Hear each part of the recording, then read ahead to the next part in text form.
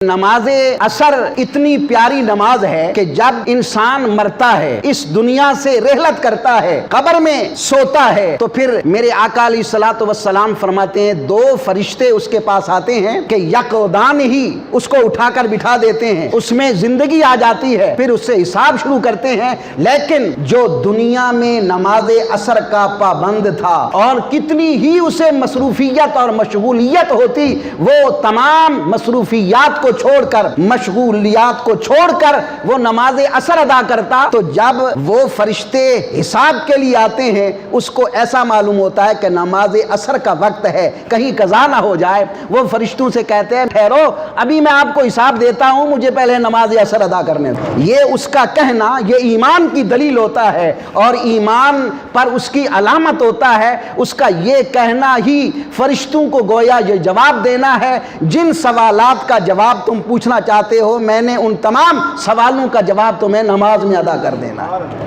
तो नमाज असर इस लिहाज से भी अहम है और नबी करीम सल्लल्लाहु ताला अलैहि व बारक वसल्लम की ज़ाते तय्यबा पर ये सूरह करीमा नाजिल फरमाना और वल असर फरमाने से एक तो मुराद ये है कि नमाज असर की कसम, और दूसरा इससे मुराद, असर से मुराद क्या है? दूसरा है असर से मुराद नबी करीम सल्लल्लाहु अलैहि वसल्लम के ज़माने की कसम।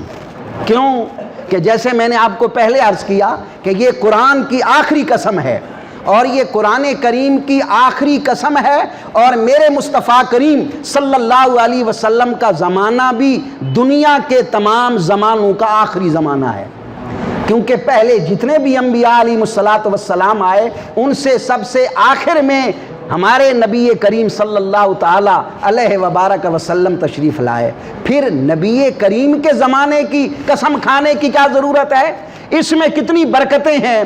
तो उलमाए कराम फरमाते हैं इसमें बरकतें ज़रा देखें कि मेरे मुस्तफ़ा का वो ज़माना कि जिस ज़माने में लोग मेरे आका की ज़ियारत करके सहाबी बनते थे, और सहाबी का दर्जा कितना है? लाखों करोड़ों कुतब अब्दाल जमा करें और वो कुतब अब्दाल सहाबी के पाँव के साथ लगी हुई मिट्टी का दर्जा भी नहीं पा सकते।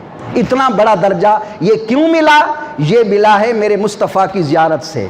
बल्कि उलमा फरमाते हैं कि जिस बंदे ने ईमान की निगाह से मेरे मुस्तफ़ा के चेहरे को देख लिया, सरकार के चेहरे को देखना उसके तमाम गुनाहों को ख़त्म कर देता है। और नबीउल अंबिया हबीब किबरिया सल्लल्लाहु ताला अलैहि व बारक वसल्लम की ज़ियारत ने उसको ये दर्जा अता कर दिया। इसलिए ज़माने मुस्तफ़ा की कसम।